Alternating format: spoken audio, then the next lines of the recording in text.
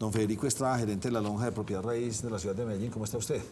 Nacho, un saludo muy especial para todos ustedes en la mesa y un gusto estar pues compartiendo este espacio y tener oportunidad de conversar sobre el propiedad raíz y todos los servicios. Director o gerente. ¿Gerente? Gerente. Se está hablando de dos temas muy puntuales. Me decían en días recientes que Propiedad Raíz en Laureles, Conquistadores y en muchas zonas de Medellín ya con unos precios que de no creer. Y por el otro lado, pues decían, y están vendiendo es porque cómpreme, pero esto les sirve para alquilar. O sea, esto es ya para los Airbnb, para todo este tipo de negocios. ¿Cuál es la percepción o el análisis que tienen ustedes? Nacho, eso da cuenta pues de lo que está ocurriendo, que es una situación bastante singular. Y para hablar hoy ya del sector inmobiliario tiene que hablar uno desde diferentes miradas. Y lo que ha ocurrido en los últimos meses en arrendamientos es algo muy singular y de hecho en la Lonja de Propiedad Raíz de Medellín y Antioquia nos tomó un tiempo entenderlo.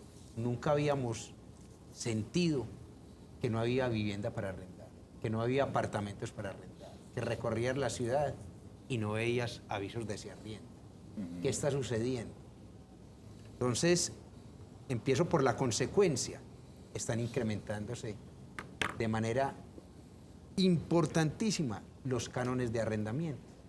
La demanda está superando amplísimamente la oferta. Y cuando eso ocurre, los precios van para arriba. Pero si a eso le sumas que es una actividad absolutamente regulada, porque la vivienda, el arrendamiento de vivienda urbana está totalmente reglamentado, la situación empieza a ser mucho más compleja. Pero hoy, ¿por qué no hay apartamentos para arrendar en El Poblado, en Laureles, en Bello, en sectores con una actividad edificadora muy dinámica?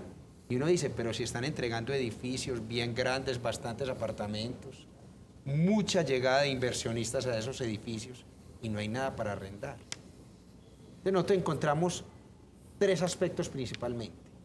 El primero de ellos es que pese a que tuvimos hasta el año 2021 año récord de venta de vivienda nueva, al final la construcción de los mismos proyectos se dilató.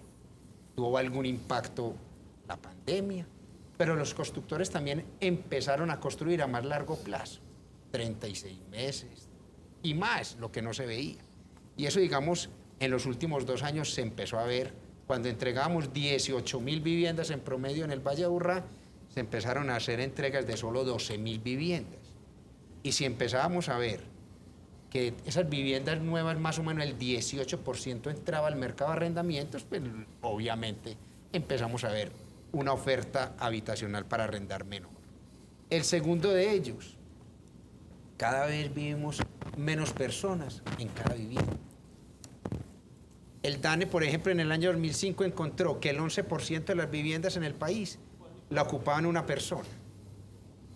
Y en el año 2018 encontró que ya el 18% era ocupada por una persona. Y cuando sacamos un promedio al menos en el Valle de Aburrá en los últimos 10 años, ya no vivían 3.7 personas, sino 3.1. Si tú haces una operación, coges 3,5 millones, 4 millones de personas que somos en el Valle de Aburrá, y los divides por 3.7 o 3.1, te da la necesidad de unas 100.000 viviendas más. Entonces empiezan a agotar las viviendas. O sea que acá va a haber necesidad de vivienda por mucho tiempo. Y el tercero, le empezaron a uno a decir, las plataformas para la vivienda corta. Yo no podía creer eso. Empezamos a hacer análisis con inteligencia artificial y veíamos que había se llama vivienda en renta corta. Vivienda turística. Sí, ya. Porque sí, la sí. vivienda en arrendamiento, la ley dice que es de más de un mes. Pero cuando ya la empiezas a ver en plataforma de día para otro y cosas por el estilo, hicimos un análisis con inteligencia artificial y vimos que en los últimos 2 o 3 años, antes de pandemia y hoy, en el solo Poblado habían aumentado más o menos una oferta de 600 o 700 apartamentos, cuando es solo un mercado de 12.000 viviendas en su total para arrendar, pues que de las 50.000 viviendas, 12.000 son ocupadas por arrendatarios. Y ya 600 o 700 se empezaban a desplazar para ese mercado de la renta corta. Las detectadas. Entonces, cada uno de nosotros vemos que si vivimos en unidades residenciales, Antes había un apartamentico para ese negocio, ya hay 2 o 3 o 4. Entonces sí había desplazamiento y eso dio lugar a que cada vez existan menos viviendas para arrendar.